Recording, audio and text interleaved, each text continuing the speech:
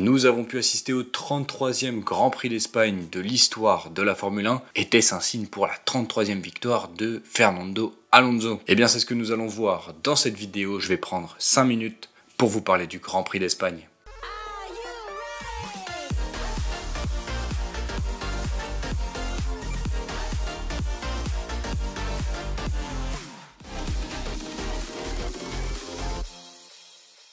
Après Mercedes à Monaco, Ferrari a également apporté des nouveaux pontons en Espagne. On va passer très rapidement sur les essais libres parce qu'il n'y a pas grand chose à dire à part qu'ils ont été dominés par Max Verstappen. Les qualifications démarrent avec un peu de stress puisqu'il y a une légère pluie qui tombe sur la piste et ce qui crée un peu la panique dans la plupart des écuries. J'ai dit la plupart parce que Ferrari ne panique pas et se dit tranquille les gars, il va pas pleuvoir, alors que si, il pleut quand même un petit peu sur la piste, ce serait bien de se bouger, de sortir les voitures. La piste est très glissante, beaucoup de pilotes se font surprendre, soit ils sortent de la piste, soit ils sont à deux doigts de se sortir, comme Fernando Alonso qui aurait pu voir son week-end à domicile être ruiné. Bottas aura à peu près cette chance également puisqu'il se sort au début du secteur 3 et parvient quand même à reprendre la piste, mais il va ramener beaucoup de déchets sur la piste, de l'herbe, de la terre, ce qui fait que la direction de course va préférer mettre un drapeau rouge histoire de nettoyer le tarmac. À mon avis chez Ferrari ils ont dû faire un peu caca culotte puisque à ce moment-là on se dit que la pluie pourrait arriver très prochainement. Heureusement pour les Italiens, ce ne sera pas le cas, donc ils vont pouvoir passer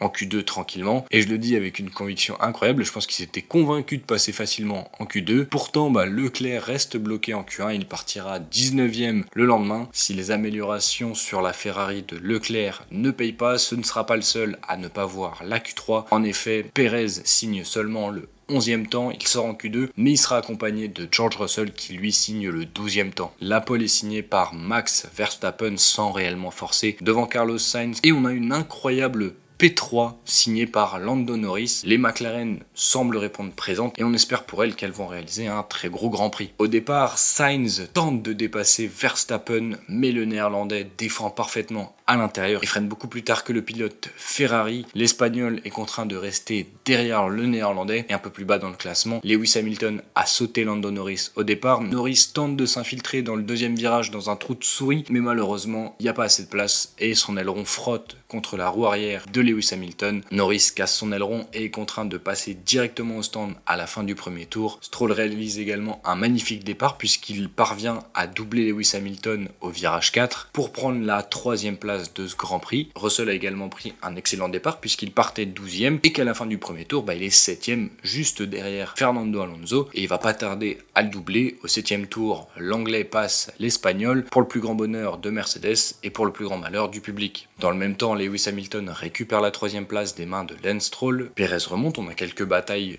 dans la ligne droite de départ arrêtée, mais la bataille qui va surtout nous tenir en haleine tout au long du Grand Prix, elle va opposer Hülkenberg, Zhou et Tsunoda qui vont faire que s'échanger les positions pendant le Grand Prix. On aura quand même vu une magnifique bataille au 14e tour où les pilotes ont été un peu gênés par la sortie des stands d'Ocon et on va voir Tsunoda qui va dépasser Zhou et qui va tenter également de dépasser Hülkenberg, mais il est ralenti donc Zhou récupère sa position. L'échange de position était magnifique et Tsunoda et Zhou vont se battre vraiment tout au long du Grand Prix, quitte même à aller un peu au-delà des limites. On en reparle un peu plus tard concernant Tsunoda. C'est alors que Lewis Hamilton revient très fort sur Carlos Sainz pour jouer la P2 et Ferrari décide tout simplement d'arrêter le pilote espagnol qui galère un peu avec ses pneus. Il l'arrête, un tour après on arrête Charles Leclerc alors qu'il était en pneus durs pour lui mettre des pneus soft. La stratégie est vraiment très mauvaise pendant ce Grand Prix de la part de l'écurie italienne. Mercedes va attendre avant d'arrêter ses deux pilotes. Hamilton va s'arrêter au 25e tour, Russell au 26e et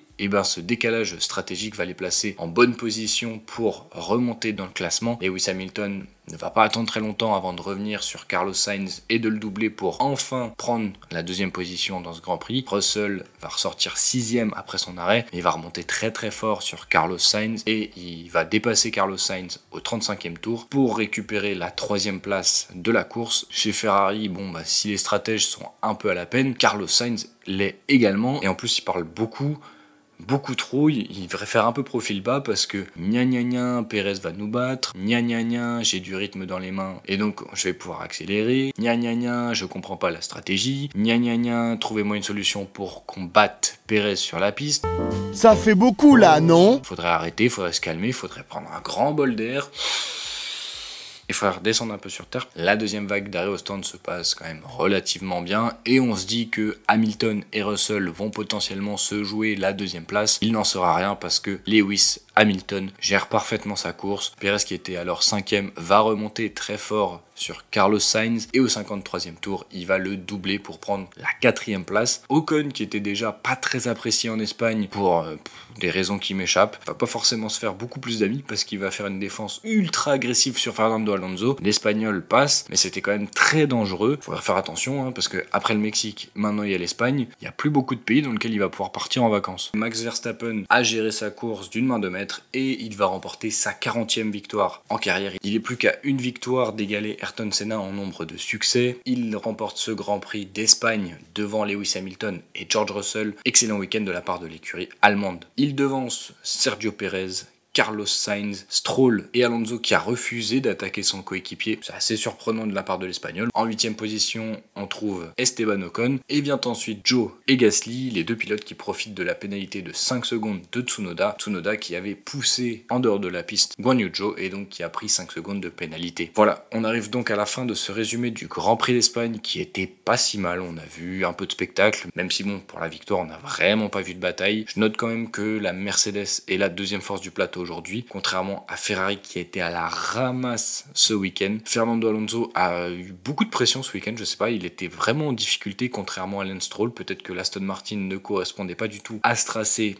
d'Espagne. Je retiens également le gros gâchis de McLaren qui avait placé ses deux pilotes dans le top 10 en qualification et qui ne marque aucun point ce week-end. Et toi, qu'est-ce que tu retiens du Grand Prix d'Espagne? Je te laisse me l'écrire dans l'espace commentaire. Si la vidéo t'a plu, je t'invite également à la liker, pense à t'abonner pour pas louper le résumé du Grand Prix du Canada qui arrivera dans 2 semaines environ, puisque le Grand Prix du Canada se déroulera le 18 juin. N'hésite pas non plus à me rejoindre sur les réseaux sociaux, que ce soit TikTok, Instagram ou Twitter. Pense également à passer sur Twitch parce que normalement je dois être un peu plus actif qu'habituellement. Et si tu as envie de voir d'autres vidéos sur la Formule 1, et bah rien de plus simple, à droite et à gauche tu trouveras d'autres vidéos à voir ou à revoir. Et moi je te dis au revoir et à la prochaine.